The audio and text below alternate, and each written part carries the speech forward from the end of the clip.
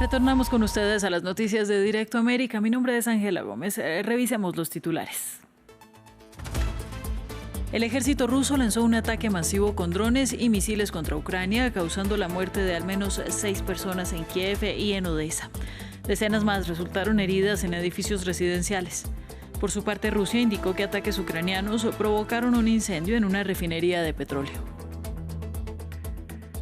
Israel devolvió a Gaza los cuerpos de 15 palestinos después de que Hamás entregara el jueves el cuerpo de Meni Godard, quien murió durante el ataque del grupo islamista del 7 de octubre de 2023. En tanto, nuevas denuncias señalan a Israel de usar a palestinas y palestinos de Gaza como escudos humanos. Y oficialmente cerraron las campañas presidenciales en Chile antes de las elecciones de este domingo. La candidata de derecha tradicional, Evelyn Matei, condujo el último evento con un mitin multitudinario en Santiago, enfocado en su discurso sobre la seguridad, tema central de la campaña chilena. Y en Directo París, hoy conversamos con nuestra periodista Erika Olavarría sobre la próxima visita de Volodymyr Zelensky a Francia. Además, comentamos la suspensión de debates en la Asamblea este fin de semana, en plena discusión del presupuesto de la Seguridad Social. En minutos después del informativo.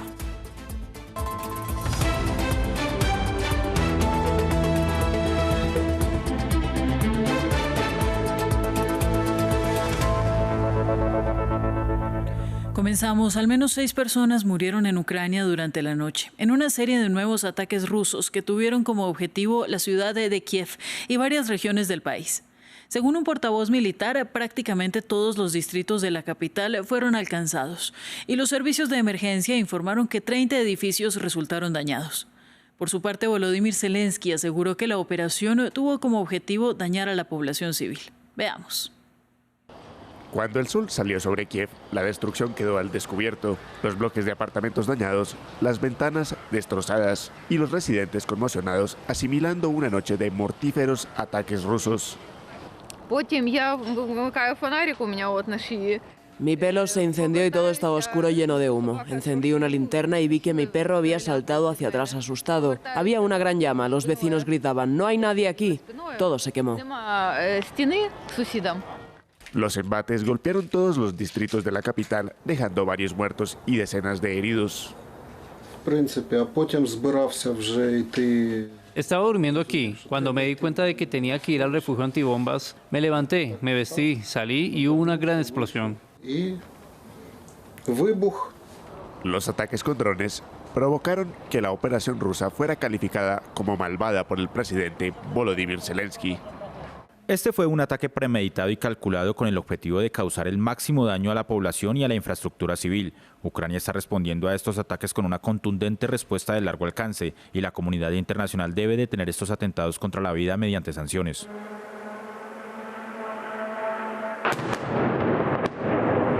Según el gobierno ucraniano, Kiev fue el objetivo principal, pero Rusia también atacó las regiones de Kharkiv y Odessa. Por su parte, el Ministerio de Defensa ruso afirmó el viernes que sus tropas habían repelido un ataque contra infraestructuras energéticas durante la noche, derribando o interceptando 216 drones ucranianos. A medida que la guerra se acerca a su 4º año, aún no hay una paz visible en el horizonte. Vamos a las noticias de Gaza porque Israel retornó al enclave destruido los cuerpos de 15 palestinos, según funcionarios del Hospital Nasser en Han Yunis. La entrega se produjo después de que Hamás devolviera el jueves por la noche el cuerpo de Meni Godard, quien fue asesinado con su esposa Ayelet durante el ataque del grupo islamista el 7 de octubre de 2023, que dio inicio a la guerra de Gaza. Faltan aún 3 cuerpos más de rehenes para completar la primera fase. Los restos de 25 han sido devueltos a Israel y por cada uno de ellos retornan 15 cuerpos palestinos. En total se han recibido 330. ¿Y ha utilizado el ejército israelí a palestinas y palestinos como escudos humanos? 28 responsables israelíes comparecieron esta semana ante el Comité de la ONU contra la Tortura. En un nuevo testimonio, un soldado israelí que combatió en Gaza durante 7 meses afirmó que el ejército usó este método prohibido por el derecho internacional. Al mismo tiempo, la agencia de noticias británica Reuters reveló que la pasada administración estadounidense de Joe Biden estaba al tanto del uso de prisioneros civiles palestinos como escudos humanos en túneles potencialmente minados. Ampliamos a continuación. Con el rostro difuminado y la voz distorsionada, a petición suya, este soldado israelí decidió testificar. Tengo muchos remordimientos. Las reglas cuando te comprometes en Gaza son considerar a todo hombre de entre 15 y 60 años como terrorista. Este reservista de 20 años prestó servicio durante 7 meses en Gaza. Afirma que el ejército israelí utilizaba habitualmente a palestinos como escudos humanos. Queremos que estén en peligro, que resulten heridos o muertos en lugar de nuestros soldados. Cuando entramos en un edificio, enviamos primero a un palestino para que abra las puertas y compruebe que no hay trampas u otros peligros potenciales. Según la agencia de noticias Reuters, la administración Biden, unas semanas antes de retirarse, habría sido informada de las acciones del ejército israelí.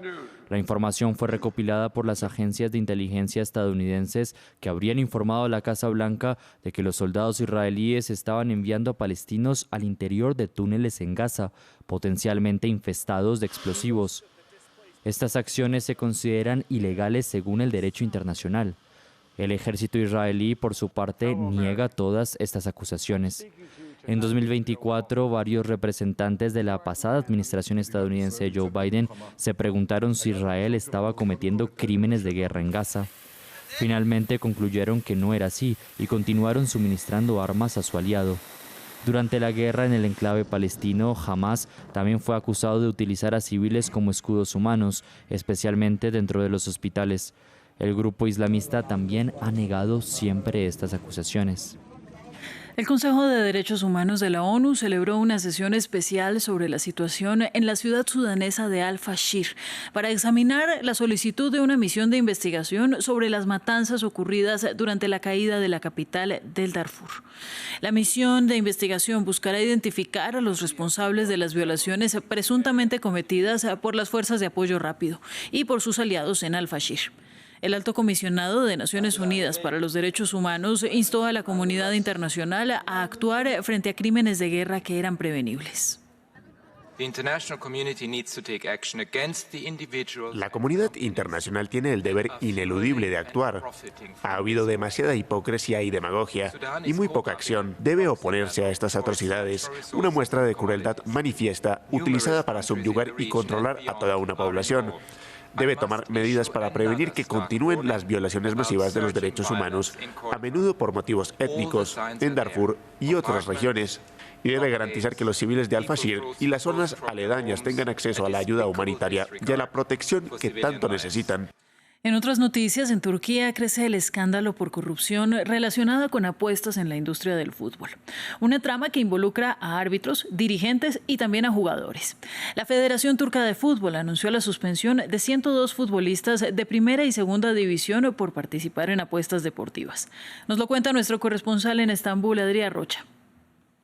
La investigación en Turquía de una supuesta red de amaños y de apuestas en el fútbol profesional turco continúa con la suspensión esta pasada noche por parte de la Federación Turca de Fútbol de 102 futbolistas profesionales, tanto de primera como de segunda división de Turquía. De hecho, de estos 102, 25 son jugadores activos de la primera división turca, la Superliga, y de hecho 2 de ellos supuestamente forman parte de la actual plantilla del Galatasaray, el líder y el equipo histórico de Turquía, y de hecho un fijo en la Champions League europea. Recordemos que la Federación Turca, que ha llegado a catalogar como estas investigaciones como una tacha moral enorme dentro del fútbol turco, ha llegado incluso a suspender esta misma semana la segunda y tercera división en Turquía, que es de donde de hecho ocurrían mayormente estas supuestas acciones de amaños y apuestas deportivas realizadas sobre todo por un colectivo de árbitros muy penalizado ahora mismo en Turquía. 150 árbitros han sido suspendidos por parte de la federación y de ellos 18 han sido detenidos, lo fueron la semana pasada,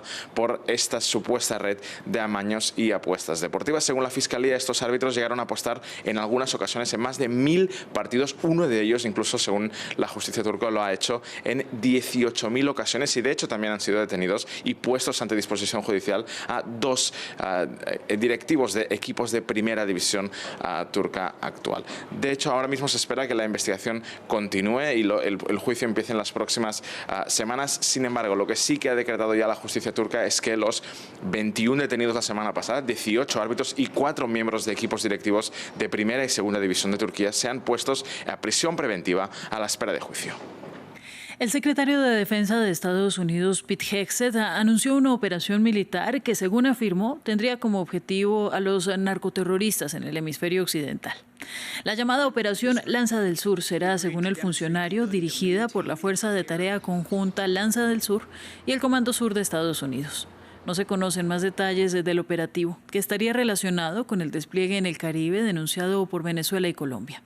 En las últimas semanas, bombardeos estadounidenses en el Caribe y en el Pacífico mataron al menos a 76 personas. En Estados Unidos, la Cámara de Representantes se alista para debatir y votar una propuesta que pide la divulgación de los archivos de la trama Epstein. Los documentos del financista, que se declaró culpable de solicitar servicios de prostitución a menores, podrían ver la luz después de la petición que obtuvo el miércoles la firma de 218 de la representante demócrata Adelita Grijalva de Arizona. El esfuerzo bipartidista obligaría al Departamento de Justicia a publicar los archivos de Epstein. Nos lo cuenta Jesús Yajure. Donald Trump y Jeffrey Epstein tomados de la mano en una estatua que ha reaparecido en Washington y una placa con la inscripción "Mejores amigos por siempre". Las figuras han surgido varias veces el último año. Ahora, tras la divulgación de correos de Epstein en los que menciona al mandatario, otro frente de batalla en el Congreso. Adelita Grijalva, demócrata por Arizona, electa hace 7 semanas, es el voto faltante para forzar un debate sobre la publicación de los archivos de la trama Epstein. El presidente Johnson obstaculizó mi juramentación cancelando una votación tras otra. Con mi firma nos acercamos más a la verdad que intentarán negar, pero que las víctimas merecen y los estadounidenses exigen.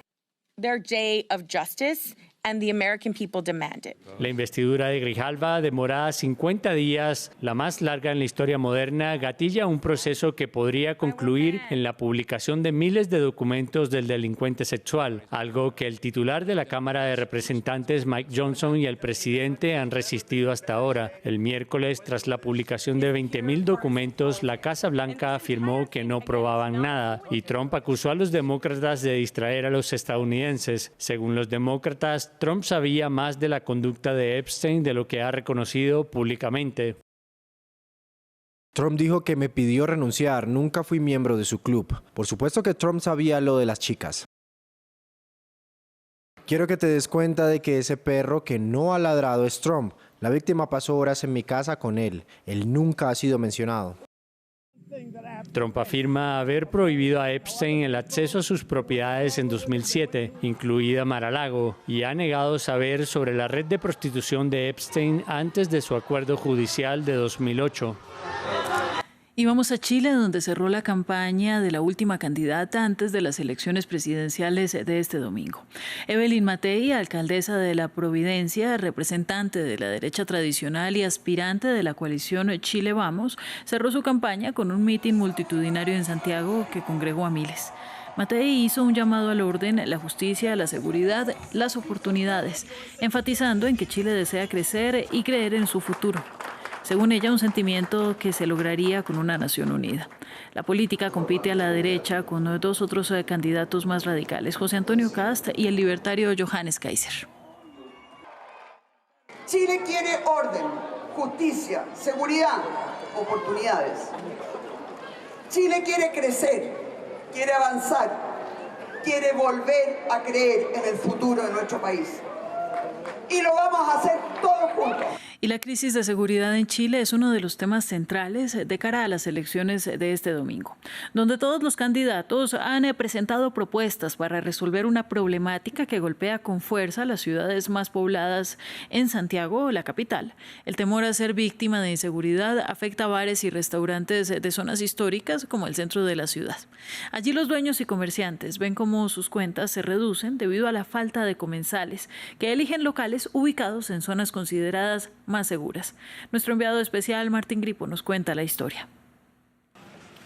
La inseguridad golpea la economía chilena. bares y restaurantes del centro histórico de Santiago, la capital, están en alerta. Los asaltos y hurtos han transformado este pintoresco barrio turístico altamente transitado. Mauricio es dueño de La Piojera, un restaurante tradicional que funciona desde hace más de 100 años, pero por la inseguridad las visitas han disminuido y sus ventas también. Ya no tenemos público, no ha bajado la hora de colación y obviamente en la tarde, que en el fondo el público que se venía acá, los jóvenes venían después del trabajo, mis ventas han bajado a un 60%. O sea, el negocio no te hace inversión, solamente nos mantenemos. Yo estoy abriendo a las 12 del día, para que venga el público, y estoy cerrando 8 o 9 de la noche. Ese es como mi horario de atención al público, siendo que hace un par de años atrás, 4 años atrás, yo cerraba 1 o 2 de la mañana. A pocos metros, en el mercado central, Augusto Vázquez también nota una disminución de sus comensales, que temen ser víctimas de la inseguridad, por lo que analiza el futuro de su comercio. Se ha pensado en que ya quizás no dé para seguir. Queremos cambiar de lugar, pero tampoco podemos abandonar este monumento nacional. Esto es precioso, si esto no se puede perder. Yo tenía el triple de gente, le daba el triple de empleo yo como pyme. Y ya se han tenido que ir porque ya no es tan bueno, y por mucho que yo los pueda tener, la gente no viene, ellos viven de un sueldo y de las propinas, por ejemplo los garzones, entonces ya se vuelve complicado. Por la crisis de seguridad en Chile, muchos restaurantes cerraron sus puertas o se trasladaron al oriente de la ciudad, donde ahora van los turistas, considerada una zona más segura. La presencia de organizaciones criminales transnacionales aumenta la magnitud del problema. Encuestas aseguran que, para 2 de cada 3 chilenos, la inseguridad es su principal preocupación, y el 72% de las personas que asisten a lugares como bares, discotecas o eventos perdieron la confianza en la seguridad pública. Vamos en directo a París. Y conectamos con nuestra periodista en la capital francesa, Erika Olavarría. Saludo para ti, Erika. Feliz viernes. El Elíseo anunció que el presidente Macron recibirá el lunes al presidente ucraniano Volodymyr Zelensky. ¿Por qué? Sí, bueno, es una nueva reunión, Ángela, para reafirmar el compromiso de Francia con Ucrania, un compromiso que se reafirma cada vez que viene el presidente ucraniano. Será su 9ª visita a Francia y también para seguir trabajando en esa coalición de países voluntarios que lideran el Reino Unido y Francia y que debe entregar justamente garantías e impedir una nueva invasión rusa en caso de un eventual cese al fuego, lo que parece por ahora bastante lejano, ya que las relaciones entre Moscú y Kiev están en un punto muerto y una eventual reunión de Donald Trump con Vladimir Putin en Budapest finalmente no se realizó. Recordemos que esa coalición de países voluntarios, la última vez que se reunió fue en Londres. Allí los países acordaron seguir presionando a Rusia, sobre todo a través de las sanciones, y Keir Starmer, el primer ministro británico, proponía que se haga ya definitivamente ese uso que se ha pedido de descongelar los bienes rusos que están congelados justamente en Europa para financiar al ejército ucraniano, pero eso tampoco ha ocurrido. Decía que es la 9ª visita de Volodymyr Zelensky a Francia. Las 2 primeras tuvieron lugar antes del inicio de la invasión de Rusia, pero cuando ya había las tensiones en el este del país. Recordemos, de hecho aquí se reunió Zelensky con Putin en el año 2019 en presencia también de Angela Merkel. Luego en el año 2021 vino nuevamente por las tensiones que había en el Donbass y también para pedir el ingreso de su país a la OTAN y a la Unión Europea. Ya en febrero del año 2023, cuando se confirmó un año de la guerra, vino aquí, se reunió con el presidente Macron y también con el canciller alemán Olaf Scholz. Vino a pedir armas esa vez. En mayo del 2023 también había que preparar la contraofensiva. Recordemos, hablaba mucho de esa contraofensiva ucraniana. Vino a pedir blindados y también formación para sus soldados. En ese momento Francia se comprometió con equipos, pero no con aviones caza, que era lo que pedía el presidente ucraniano. Ya en febrero del 2024 firmaron un acuerdo de seguridad. Francia le entregó a Ucrania 3.000 millones de euros y además nuevamente comprometió cooperación industrial, energética, defensiva, y también Macron esta vez denunció la actitud de Rusia y se rindió un homenaje a Navalny, el opositor que, recordemos, falleció en ese momento, el opositor ruso. En junio del 2024, una visita muy importante, aquella cuando se cumplieron 80 años del desembarco de Normandía, y Zelensky fue el invitado de honor. Bueno, Erika, vamos a cambiar ahora de tema porque el gobierno anunció la suspensión de los debates parlamentarios sobre presupuesto para este fin de semana. Una decisión además criticada por la izquierda. ¿Por qué razón?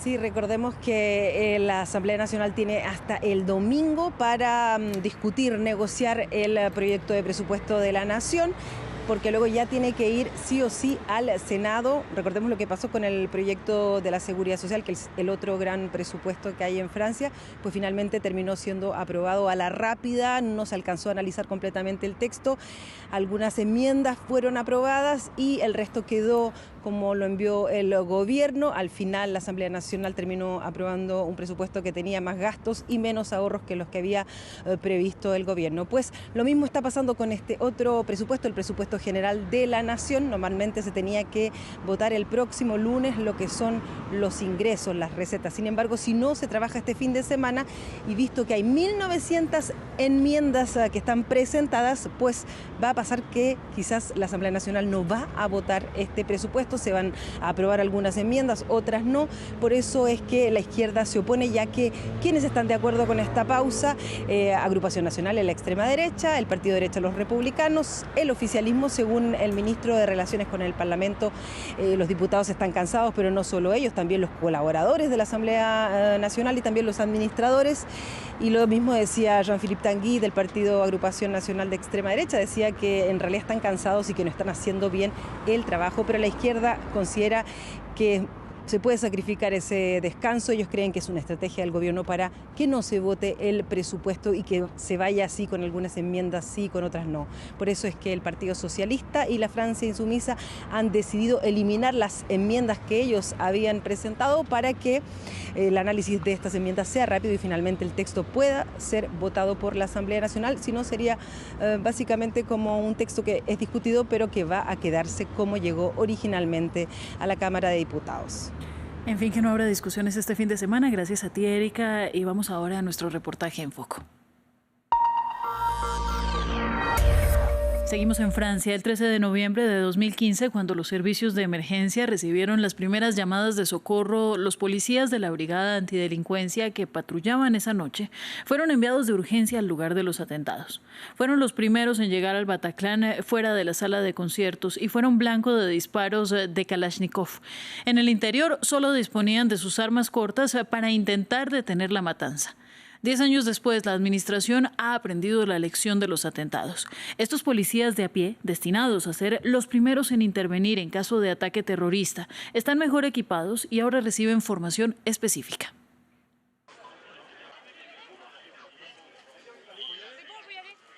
Il y a 2 voitures qui se sont arrêtées et elles ont tiré sur les 2 restaurants qui sont à l'angle. Elles ont tiré plein de coups de feu. Oui. Vite, au Bataclan, des gens avec des Kalachnikov. Los policías de la Brigada Anticriminalidad son los primeros en llegar al lugar. Mal equipados, mal preparados, enfrentan a los terroristas. Su acción esa noche será decisiva. 10 años después de los atentados, estos policías de calle tienen ahora la misión de estar en primera línea en caso de ataque, pero para eso deben entrenarse. Esta semana una decena de ellos sigue la formación Tuerie de Mas nivel 2. Sus instructores los lanzan de inmediato al agua con un primer ejercicio de simulación. Es un curso extremadamente inmersivo que pone el acento en la acción, en el movimiento. Así que ahora avisamos a la BAC sobre la presencia de un individuo armado, sin más detalles, que estaría deambulando por la calle con un arma. Los policías no siempre tienen los reflejos correctos. El objetivo de la simulación, detectar errores y evitar que lo repitan.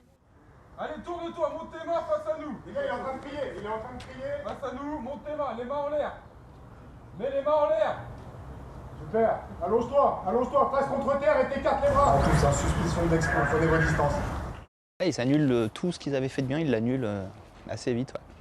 Ok. Antoine, il y avait quoi dans ton sac à dos? Explosif. Ok, donc les gars, vous êtes tous?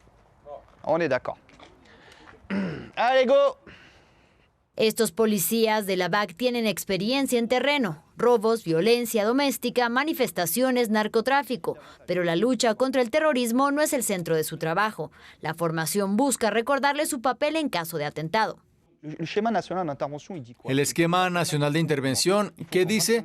Desde los atentados, ¿qué nos piden? Que en 25 o 30 minutos máximo haya una respuesta de las fuerzas de seguridad interior ante un ataque terrorista. Su trabajo será ir lo más cerca posible, no dije dentro de la zona, y sobre todo lograr una sola cosa, que la crisis se quede donde está. Los policías en formación multiplican los ejercicios de simulación. Frente a ellos, los instructores hacen de terroristas armados. Para el ejercicio disparan solo balines, pero la idea es que la simulación sea lo más estresante posible. Tratamos de estimularlos al máximo con operaciones muy ofensivas por parte de los plastrones, es decir, el que hace de terrorista o bandido si quieren. Subimos el tono, usamos artificios, granadas de yeso, cosas que los sacudan un poco. Estamos obligados a ponerlos en dificultad para que entiendan que si dan un paso de más puede costarles muy caro y además la misión no se cumple. Como cierre, talleres prácticos. Los formadores dan consejos centrados en la seguridad.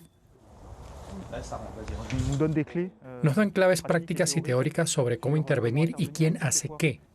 Y otro elemento muy interesante es que usamos el material que se supone debemos desplegar. Solo el hecho de poner y guardar el equipo varias veces como lo hacemos ahora nos prepara y nos condiciona mucho más para intervenir en este tipo de misión. Tras los atentados, la BAC recibió un nuevo equipo de protección más adaptado para ataques terroristas y un fusil de asalto HKG-36, conocido por ser manejable y preciso, pero avanzar con chaleco antibalas, casco y escudo que pueden pesar hasta 40 kilogramos. Y acertar con un arma que se usa en ejercicios solo 2 o 3 veces al año puede ser más complicado de lo previsto. Et là, ça sort, et je pense qu'après, même, je suis hors cible, je pense, même sûr. Al cabo de solo 4 días de formación deberán de estar operativos. De vuelta a la vida real, Tony forma parte de la BAC nocturna del Val-de-Marne. Como cada noche, recoge su equipo antes de salir a patrullar. El 13 de noviembre del 2015 se cruzó a tiros con los terroristas en el Bataclan. Esta noche, Tony patrulla con Julien, quien ayudó a las víctimas de los tiroteos en las terrazas. Esa noche del viernes 13 era imposible detectarlo, sobre todo una fuerza tan excepcional. Sí, nos dieron un golpe y tuvimos que cambiar todo, el equipo, las tácticas y todo lo que era arcaico.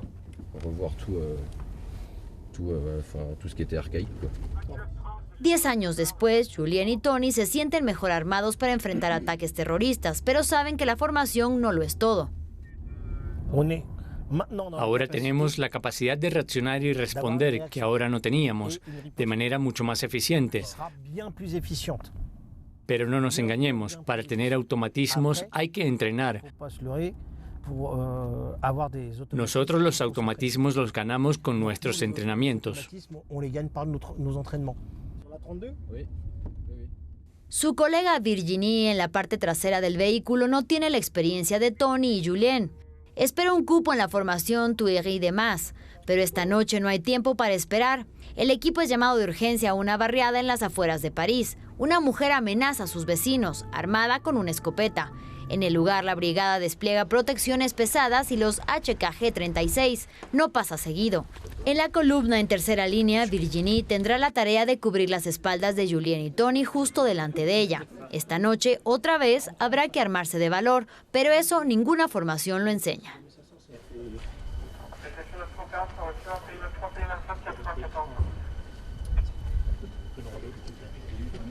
Una pequeña pausa antes de seguir contándoles las noticias. Ya volvemos con más de Directo América.